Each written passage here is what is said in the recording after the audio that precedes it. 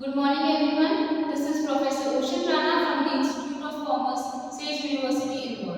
The topic for today is communication. I am going to teach you about business communication. So today we are going to talk briefly about what communication is. So communication is basically a process of exchanging ideas between two or more people. When I want to express my thoughts or any viewpoint to you people, then I will communicate to you, and therefore this exchange of ideas, thoughts, opinions, etc. is known as communication. Now we are going to talk about various nature of communication. So firstly, I would like to say that communication process is dynamic. Dynamic means that it will go on and on for a longer period of time. If I will communicate something today, that doesn't mean I will not continue it tomorrow. For example, we can say if today I am going to complete unit 1, tomorrow I will start unit 2. So hence that is not a static thing, it is dynamic, that is it will go on and on for a longer period of time.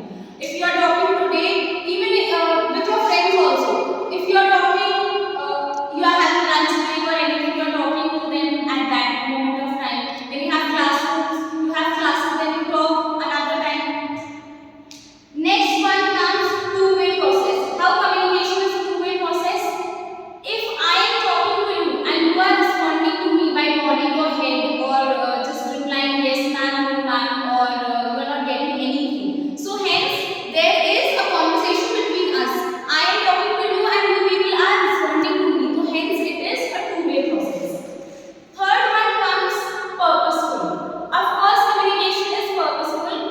We usually talk to each other than the friends thing. We, like I am taking your class, so you are getting certain knowledge about business communication or anything. So hence there is a purpose to conduct this class. Hence communication is a purposeful process. Next one comes is the channels, the various channels of communication. There are various channels of communication, for example formal communication, informal communication. Under that there are two bifurcations. First is verbal communication. Verbal communication means when I am speaking and you are getting what I want to say and you are understanding that. Any spoken word or anything in a written document, that is verbal communication. Whereas non-verbal communication, there is body language, various gestures, etc. For example, you are nodding your head when you understand something. That is communication. You are not saying that ma'am I understood that, but you are nodding your head. That means I got that, you are understanding it. Then we usually hug our friends, we shake hands. These are all gestures of communication. Next one comes is feedback. Feedback is the most essential thing in the business communication or any communication process. Because if I am speaking and you are not giving me response, I am just speaking like that and I don't know whether people are understanding it or not. But if you will give me a feedback or you will say anything like ma'am I am not getting this thing, or you are teaching very fastly or etc. anything, if I get that feedback I can improve my communication skills. Last one is barriers and noise.